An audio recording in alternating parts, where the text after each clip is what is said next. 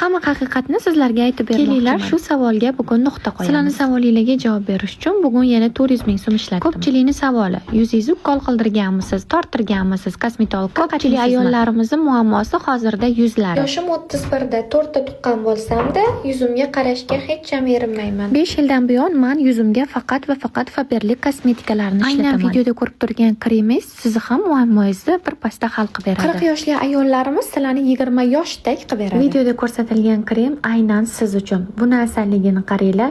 Yuzingizni bir pasda yoshartirib beradi, ajin tushishini oldini oladi, tushgan ajinni yo'qotib beradi. Ko'p ayollarimiz yuzlariga eng arzon kremni olishni so'rashadi. Ayollarimiz go'zalligi yuzida hamda sochida. Buni unutmanglar. Qimmat kiyim kiymang mayli, lekin yuzingizga eng sifatli, eng qimmat mahsulotlarni ishlatishni maslahat beraman. Chunki yuzingiz qarib qolsa, hech nima bilan uni to'g'rilay olmaysiz. 20 ta 20 ml krem emas, bitta 400 ml krem ishlating. Ana o'shanda ko'rasiz yuzingiz qanaqa o'zgarganini.